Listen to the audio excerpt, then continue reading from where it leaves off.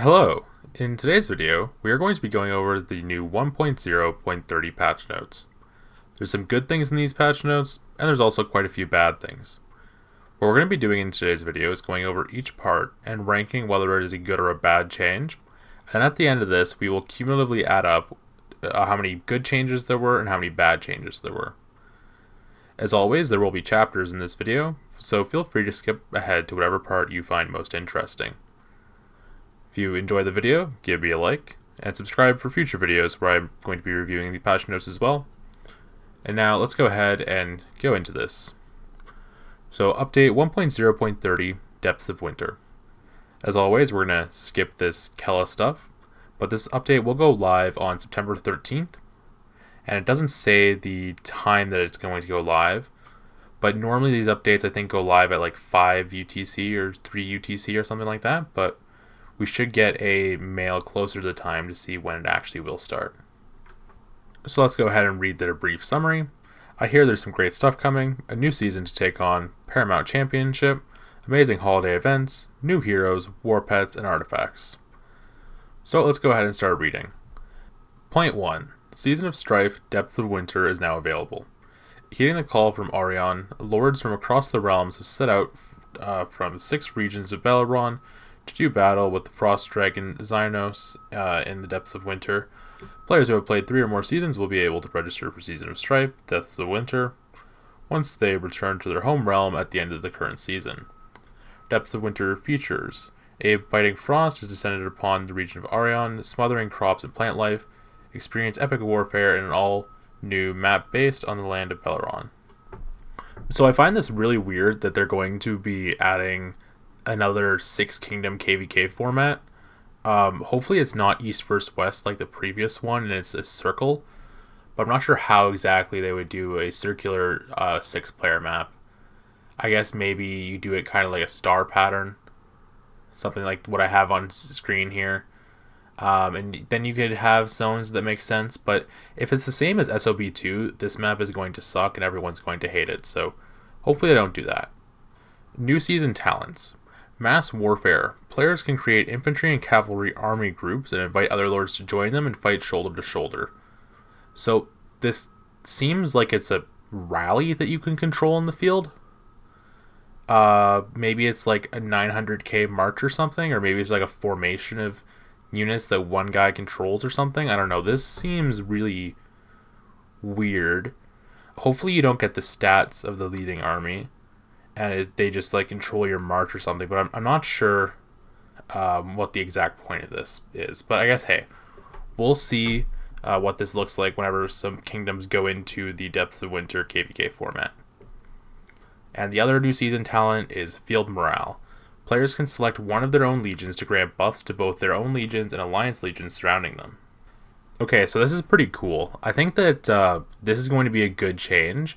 And it's probably something that I'll be using, because right now one of my marches that I'm going to be using is Atheus and Indus. Atheus with the Breath of Gargantus.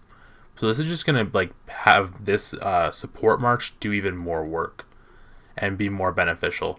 Also, I need to put this Sand Lizard on my Atheus. I still need to put some skills on here, but yeah. Basically what this is saying is that it's going to be even more important now to have a support march. So that seems like a pretty good change to me. And we're also getting brand new season policies allowing you to formulate your own unique strategy. They'll probably be pretty similar to previous policies.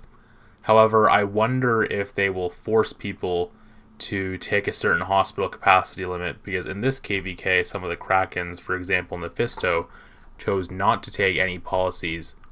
That way their hospital capacity wasn't limited. So we'll have to see what they do there. That would be interesting if they forced Mephisto to take certain policies. That way they can rake in that money. Okay, point 2. Paramount Championship is here. Share in the glory. Players will represent their entire server in the fight, and every member of the first and second place winner servers will receive glorious rewards.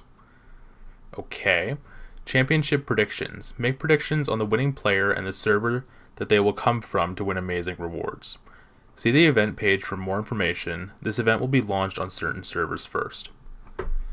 Now, I'm not sure how this will work, if it's going to give like certain kingdoms matchmaking rating or something if it's going to be game wide. I don't understand how this is going to work because there's so few heroes in the game. I guess it might be a live battle of 5v5. We'll have to see. It would be pretty cool if they had a thing like this where T5s could battle each other with 5 marches in like a live PvP scenario. That'd be interesting to see people's micro. And then you could have for time selection, basically each player chooses like a time to veto so that you get a time that the two of them can agree on in order to actually sit down and do this 1v1. That'll be interesting to see. Or I guess it could just be something as similar as the Tournament of Champions where you just click a button. But hopefully it's more elegant than that, because that would be a little bit silly. Anyways, let's go ahead and continue. Alright, now we have point 3, Festival of Revival Event Series.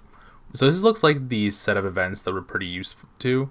We got the Ball Machine, which is where you get the city theme, the nameplate, and the avatar. Log in for 7 days for great rewards. So that's like one of those, you do like a quest every day type of thing. We have the Alliance Quiz, which that was kind of a fun event, trying to compete with your Alliance members to see who can get the highest score. It's a little bit funny, but I enjoy doing that. It's also nice that you don't have to do it like super seriously. There's so many different times you can do this event, and you just have to do it like once or twice. Treasure Hunt, we're pretty used to that. It's like a PvE event, and then you just like look around the map and you just scroll around. Some people struggle with this, but if you do struggle with it, just share this picture in your Alliance chat or your Warband chat and someone else will find it for you. It's pretty easy in my opinion. And then we have Chance Encounters. This is another PvE event, so that's kind of fun that they're adding all this stuff. I think the rewards from Chance Encounters were decent. I might have to make a video on it just so that I like remember in the future if it was good or not. And then the last point of, what is this, I guess 3.6 is Greatest Heights. So that's nice that we're going to have Greatest Heights coming. I'm going to make a video on Greatest Heights soon. Somebody noticed that I was training tier 1 units in my city, which actually I need to go ahead and train some more now. And there is a reason for that, and I will cover that soon. But anyways, let's go back into the patch notes. And just before we move on, I want to point out that there's no new events here. These are all just reruns. And with this Revival Ball Machine, if we get another repeat skin, I'm going to be really annoyed. So far, we've gotten this Azure Garden skin twice, and this Tree of Spirits skin twice. If we get Auspicious Rain or Palace of Dreams again, that's going to be really unfortunate, because one of the best parts about Rise of Kingdoms was all the collection that there was in that game, and the fact that they've already reused a city theme twice makes me think that they're going to reuse these. And it almost even makes me suspicious of the fact that they might reuse the Greatest Heights city themes, which would be absolutely insane if they do, but part of me thinks it's kind of possible just based on how little effort they've put in. So hopefully they don't do that. But if they did, I wouldn't be too surprised. As someone who likes collecting things in games, that's definitely something that has me a little bit sad. So, hopefully there's a new epic city theme, but I wouldn't hold your breath. Point 4, a smoother route to prosperity. So they're adding new heroes, as we would probably expect. We're getting an infantry hero, Denfell, with infantry PvP and tank, and an infantry hero, Mogro, with infantry garrison and skill. Obviously, these will be available from the Lucky Spin and the Strongest Lord event, respectively. And the Wheel of Destiny obviously will have both of these. Okay, so this is the interesting part for me. I added the epic hero Nernin, which is infantry gathering and skill, which infantry gathering and skill seems like a really weird combination, but sure. And Tara overall gathering and support. So we're getting 2 new gathering commanders, which is really awesome. Can be summoned from the hero page and obtained from gold and silver chests. So that's pretty cool. I did unfortunately recently spend all of my gold keys earlier this season in an attempt to get like some hero tokens from Ithea and stuff like that. It would have been nice to have kept those, but I honestly didn't expect these gathering heroes to be coming anytime soon. At least I have these silver keys that I can open, and I do have some epic hero tokens that I can at least use to max out their gathering skill or whatever. So we have some ability to do that, but definitely not as much as I should have had saved up. And it looks like we're also going to get a new artifact. Added the legendary artifact Shield of Sturdiness, Infantry, PvP, and Control, available from the Forge of Light and Riches of the Forest events. So what's kind of insane is that now you're going to have 4 different control artifacts for infantry. You're going to have Greymar's Warhammer, whatever like the Sweeping Vines or whatever that is, Spirit Bone Torque, and Shield of Sturdiness. So you almost have 5 control artifacts for infantry. I think the control artifacts are the right way to go, and I guess maybe they're worried about if they introduce some other type of artifact for infantry that no one would buy it. But they kind of have to think about what they're going to do next, because once you get 5 different control artifacts for infantry, I mean, no one's going to buy a 6th one, right? And very few people are even going to want to buy a 4th or 5th. Anyways, this is going to be interesting to see how this artifact works. Maybe it'll be unique in some way, but that remains to be seen. And they're also going to be adding the new warpet Moonbear, which can be captured in the field. So that'll presumably be used on the new infantry. It's interesting that we got the Bruin Bear for Gorish Skogul, and now the Moon Bear presumably for G3 infantry, but we didn't get a new pet for G3 archers or for G3 cavalry. Maybe they realized there wouldn't be any very good pets for this. They didn't want people to just keep using their venomous lizard or their Bruin Bear, and they want whales to start investing in a new pet. I'm hoping that we get a new pet for G3 mages, but I guess we'll have to see. I'm just assuming that Moon Bear will be for infantry. I think historically the bear pets have been for infantry, so we'll have to see. But yeah, can't make too many assumptions. And hopefully they actually made a good pet that will do something useful instead of like the striped bear or even the frost bear. Like the frost bear, no one even catches it anymore. Does it even exist? Like, okay, it does exist still. Oh no, never mind. It doesn't exist. No frost bear found near your city. I can guarantee you, no one's catching it. Yeah, same with the striped bear.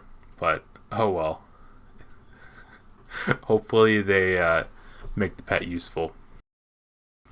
As you may have remembered at the start of this video, I did say that I was going to be ranking each of these different parts of the balance changes as being good or bad. What I'm going to do though is I'm going to briefly go over everything in its totality at the end of the video. And that's where I'll have like the tally. So here we are with 0.5 and even richer combat experience. So new season combat features. These features will be added at the end of the season for servers who are already midway through the season, while pre-war servers will be able to see them immediately following the update. Okay, this is really good, because last time when they changed the spires, that broke Alliance territory in KVKs and people got zeroed. So, good idea not implementing a combat change mid-KVK, and hopefully you refunded the people that got zeroed last time you made this mistake. Okay. Alliance Siege Bastions. Players can build Alliance Siege Bastions to expand their Alliance's territory and attack other Alliance buildings, and can deploy their legions to garrison them. We already have that. Ossuary. Legions that die will be recorded in the ossuary, and a proportion of them will be revived. Deaths that occur in combat outside of the season map, or between the end of one season and the beginning of another, are not included. Okay. Faster infantry rally and garrison combat. Increase the speed of battle for infantry during rally and garrison melee combat. Though this will not change the result of combat or the number of wounded units, the proportion of damage for both sides will be increased, reducing the amount of attrition required. Other unit types will not be affected by this change. So I guess what this means is that if someone has an infantry garrison, you are forced to rally it with infantry, or else it will just take forever. Unless I'm reading this wrong. because it says this is only going to apply to infantry versus infantry. And by the way, this ossuary and alliance siege bastions, they say that they're not adding this mid-season, but this is already in certain seasons. So maybe they're adding siege bastions in the ossuary in like season 2 servers and season 1 servers. I'm not sure. I'm going to have to check that, but I don't know why this is being included here. Oh well. Point 2. Improved alliance siege bastions. You cannot continue to build, upgrade, or repair alliance buildings while they are under attack from alliance siege bastions. So I know that personally I haven't experienced this yet since we haven't been doing much fighting. But in the Generation 1 KVKs, I know that people were complaining about the fact that you can just like repair a tower while it's being hit by a bastion. Something like you build a tower, repair a tower for like 20 per second and damage it for 12. I don't know exactly, but it makes sense that you shouldn't be able to build, upgrade, or repair while they're being while they are under attack. Sorry. I don't know about build though, because maybe you should be able to build and touch the territory, but yeah, I guess now you just have to rally the bastion and destroy it first before you're able to build, which I guess that makes sense. Improved display of garrison information in alliance siege bastions. You can now see the garrison's total unit count and corresponding unit types. Okay. I thought this was already a thing. I guess I haven't interacted with siege bastions much. The only fight that we've had so far at our KVK I wasn't at home for. So, I mean, like, I guess I could have used my phone where I was, but not really. Shorten the contestation phase when occupying a behemoth layer for the first time from 4 hours to 1 hour, allowing you to more quickly access behemoth elite raids. Okay, so this is nice, at least for Americans, because typically the time for elite raids is like 3 or 4 in the morning for us, and this means that it'll now be like 1 or 2 in the morning. I wish that it was more standardized and like exact every season, but yeah, I don't know. It's a very tough thing to change. Like, basically one time zone is going to be screwed no matter what time you do it at. But generally, a reduction in the cooldown required between normal and elite raids does sound like a good thing. Point 4. You can now spend gems to purchase additional challenge attempts beyond the 3 daily attempts in Tournaments of Champions. Okay. Due to the increase in available daily attempts, we have changed the corresponding score values for each class. So, they're making this event pay to win even more. I mean, sure, I guess, take some gems out of the economy, but yeah, that's really not great, man. Hopefully they add these tickets to the daily challenges as well. Like in Rise of Kingdoms, when you complete your dailies, you get something. But in Rise of Kingdoms, there's also like a gradual reward. So I think you get one at like 20 points or 40 points and one at 100 points or something. I don't know. I haven't played Rise of Kingdoms in a very long time. I just remember that there wasn't a single gift chest when you completed it. Anyway, that's a terrible change. Even as free-to-play, like, I haven't been trying very hard. I probably should change my lineup because where do you even see your ranking? There we go. Yeah, I'm not even, like, ranked top 700 in my KVK. And with this, am I just gonna get punished and pushed down to, like, rank 1000 or something? Like, I don't know. I guess hopefully I'm able to climb up the leaderboards a little bit in order to get some of these Vanguard rewards before the update. But, I mean, is there going to be more inflation? Because what I noticed with this system is that there's no inflation in points. When you attack someone... sorry. Why did... I clicked defense. That's the wrong thing. When you attack someone, you either gain or you lose X number of points.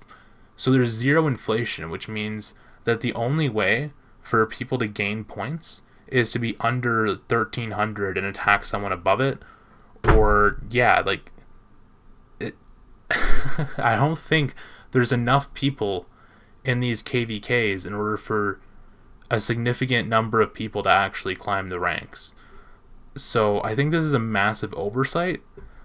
I guess the point where you're going to actually lose ranking now might be moved from 1300 to 2200, which I guess that could do something. And then that slightly increases the point value here between these two by 100 points. But yeah, I'm really interested to see what they're doing here. In my head, this just doesn't sound right. I don't understand what their thought process was here, but anyway, you can see the previous values and the values from after the update on September 13th, so fun stuff. Alright, point 6. You can now pass through semi-protected passes owned by either your alliance or by your warband without your alliance needing to occupy a behemoth layer in the same region. Okay, so this is absolutely awesome. This means that if you only occupy one behemoth, or you don't even occupy any, I guess, you can actually go into like the statue events. So in our season, there are these statues. So even if just ROG has this pass, all of our warband members will be able to come in and fight at the statue. And that sounds great. Yeah, the fact that we weren't able to do that in previous seasons was a little bit ridiculous. So now we get into the improved alliance system. Change certain alliance member limit bonuses. Change bonuses provided by alliance tower and home realms. So previously it was 1 member slot per 10 towers, now it's 1 per 5. Changed bonuses provided by behemoths in home realms. So Thunder Rock increases it by 1, previously 3. Necro by 4, previously 3. And Flame Dragon by 15, previously 8. Okay, sure. Remove bonuses provided by Alliance Core Fortress and Alliance Towers in Season of Strife. In future, Alliance member limits will not be reduced after Season of Strife ends. Okay, good. These changes will take effect immediately following the update. Alliance member limits will be changed accordingly. Sure. So I'm not sure what exactly this means for Alliance member capacity, if it's staying at like 165, 175 or something. But at least now it'll be stable. I guess if they were reducing it, there would be some outrage in the COD Discord, or maybe people just haven't run the math yet. This doesn't sound terrible. I don't really like the fact that the alliance with the Flame Dragon has so many more spots than the other alliances in the kingdom. This really lends the game to being more single alliance focused per kingdom. But I guess it is what it is. You can't have everything. So, yeah. Okay. Point 2. Change Alliance Siege Tower attack range. Alliance Siege Towers can no longer attack cities outside of their current region. Okay. So I think this means, like, if I had a tower, say, right here with a siege tower, I couldn't attack someone in the neighboring zone on territory over here. I think that's what it means. It might actually just mean that, like, if this was a different alliance and you had a siege tower, you couldn't attack someone right here on a different alliance's territory. That doesn't quite make sense. I think when it says region, it means these borders here. But yeah, hopefully that's what that means. If that's not what that means, that sounds like a pretty bad change, but I guess we can't be 100% sure. Fixed an issue where players could gain over 20,000 member points per day for building alliance buildings in certain circumstances. And rip. So we're going to rant on this one, and just as a heads up, I'm sorry. Let's go ahead and talk about why this is an issue. You're getting 20,000 member points per day from building. So you max that out 7 days per week, you get 140,000 alliance credits. Buying one passport is 400,000 alliance credits. Okay, so how can I get the other 260,000? Well, you can get 10,000 per day from helps, so that's 70,000.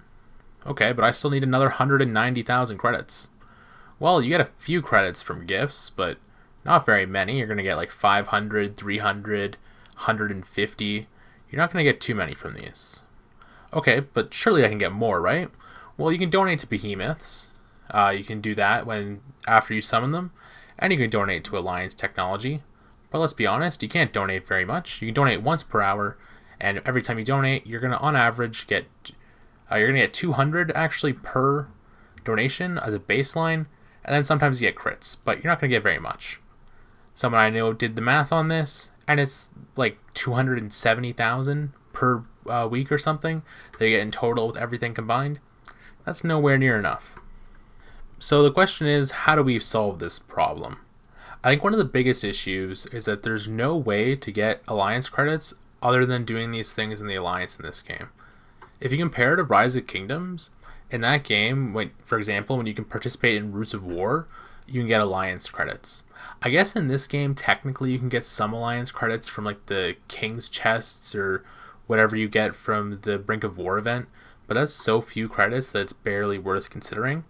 But like every time you do Ark of Osiris and Rise of Kingdoms, you get 100,000 if you win and 50,000 if you lose, which realistically still isn't enough. I think the issue comes down to just the fact that the developers don't play the game. Because like as a free-to-play player right now, I have 17 migration permits.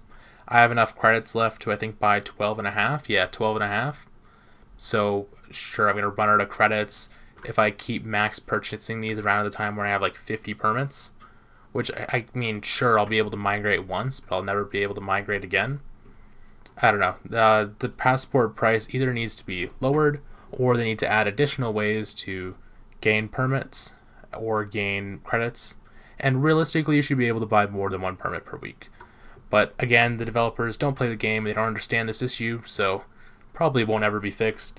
My bad for showing people that this existed, and thus getting it nerfed. Oh well. So, point 4. Players can now view individual cooldown times for the Alliance skill Vitality boost. And I'm not sure what exactly this means. I think before people might have been like Alliance hopping to use this skill. So, I think that this means that you actually have to wait 2 days worth of cooldown before you can do it. I'm not sure. Maybe it's going to be like a debuff up here or something. But I think that people are probably abusing that, just with shells with the technology. If that's something else, my bad, but that's the only thing that makes sense to me. Alright, now on point 7. A smoother route to prosperity. Improve the user experience for the exchange house. When new items on the sale are refreshed, players can more easily obtain updated information. Okay. Exchange house purchase limits are now defined by the level of your bazaar. The purchase limit at level 25 will be the same as the current purchase limit. I guess there was issues with people buying resources on farm accounts or something, but after they made it so you can't exchange the resources or you can't send the resources to other people that you buy, I don't know why they would need to change that. That just seems like a nerf to new players. Very weird. Improved auto gather feature. When your gathering legions are attacked, triggering the talent leeway and returning them to the city, their auto-gathering operation will end. And each auto-gathering operation can complete a maximum of 50 gathering tasks. The minimum unit count limit will be removed. Okay, so the leeway thing, that was important for them to change. Because before this, when you had the leeway activated, this is like a 100% chance to recall your march to your city. What would happen is someone could just sit outside your city if you had a resource node really close to it, and they could just farm your workhorses until you had none left, which was kind of ridiculous. So that's a really good change. I mean, it shouldn't have been a problem in the first place, but still a good change. Oh well. Alright, now we got some other improvements. Added stories for new heroes Danfil, Mogro, Naren, and Tara. You can now initiate dialogues with them in your city and obtain their emojis by increasing their trust level. Okay, so that's pretty standard. The High King can now revoke approval for migration applications. Okay, so that's pretty good, but I think this is only for special migration, so it's still not really what we want. We want the ability for the king to accept everyone into the kingdom, not just via special migration, so this is a step in the right direction, but not perfect. The High King will now see a red dot notification on the management screen when the new migration applications have been received. Okay, cool. Improved display for the token exchange store. When selecting tokens, you will now see the number of hero seals you will receive in exchange. That has to do with the hero token exchange that's coming at the end of every season now. I'll put a picture of that on screen. Basically, you can exchange 4 tokens that you've already used. Like, for example, I can trade in some of my tokens here at a 4-to-1 ratio, so I could trade these 40 Emrys tokens in for 10 G3 hero tokens. The same with all the other token types. So, yeah, this is limited, but I mean, it's a good change.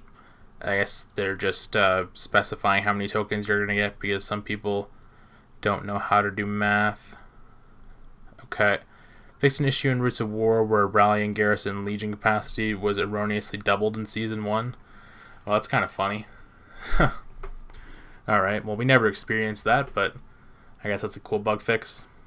And there's a feedback form. All players who completed within 5 days will receive an update or something. Okay, cool. Or will receive a reward, sorry. Alright, so let's go ahead and do this form. And I'm going to go ahead and swap over to that screen now. Alright, so let's go ahead and fill out this form. Our ID is 4563464. How would I rate this update? Probably like a 7. And now let me think about what's right here, and then I will tell you my thoughts. Alright, so here's my feedback for the update. I'm concerned about the mass warfare talent. I don't really like siege bastions. I think they could find a way to make deads more interesting. They're definitely struggling with this, and they want people to kill their troops, but a lot of players don't want to. They just need to figure out a way for only whales to kill their troops, I think. But I guess they are trying to force it, so I don't know what the solution is here. Point 3 is allowing people to purchase challenge attempts for the Tournament of Champions is absolutely terrible. I'm suggesting they put 1 or 2 challenge attempts in the Daily Titan chest, and if you're not sure what that is, that's just this chest in game that you get from completing your 7 daily tasks, or 7 of your daily tasks for the Titan's Legacy. And then point 4 just reflects on the fact that 20,000 alliance credits per day is inherently unfair. It will mean that as a free-to-play player with 52 million power, I'm pretty much only going to be able to migrate once per year.